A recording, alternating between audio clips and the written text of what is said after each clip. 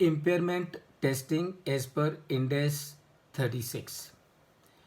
So how do you and when do you do the impairment testing as per IndAS 36?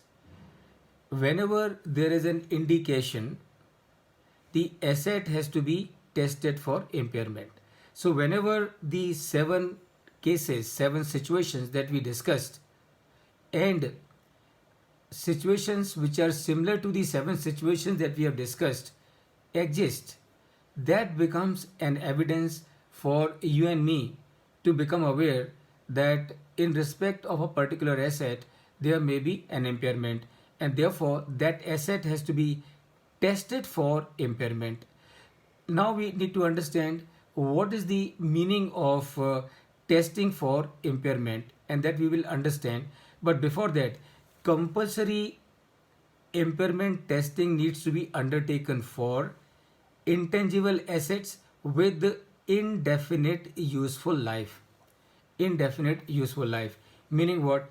Ki there are certain intangible assets, and those intangible assets do not have a definite life.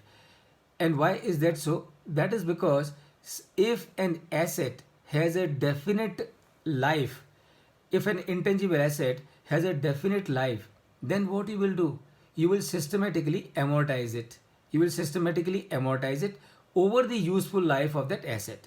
But if an intangible asset does not have a definite life, rather it has got indefinite useful life. Since it has got indefinite useful life, in the normal course you will not amortize it. You will keep on showing it at the value at which you are carrying it.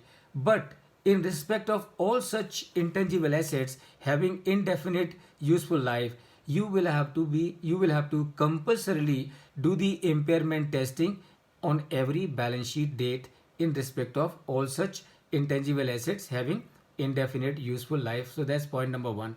Point number 2, intangible assets not yet available for use.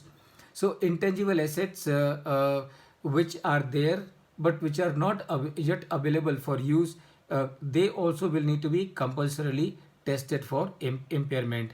And number 3, goodwill acquired in business combination needs to be tested for impairment annually. That means in case if you have purchased, if in case you have bought a company and that company is merged into your company, and in case the purchase consideration is more than the amount of the assets that you have bought or that you have got as the merger, so the difference is going to be recorded in your books as the goodwill. So say for example, the consideration that you have paid is 100 crore and the value of the asset that you have got is 80 crore, and this 80 crore includes the tangible assets and it also includes the intangible assets. The balance component of 20 crore will be recorded in your books as goodwill. Now this goodwill is acquired by you as a result of business combination, and since it is acquired by you as a as a result of business combination, this goodwill will need to be tested for impairment annually. That means every balance sheet date you will test the goodwill for the purpose of impairment. So that is your situations requiring impairment testing.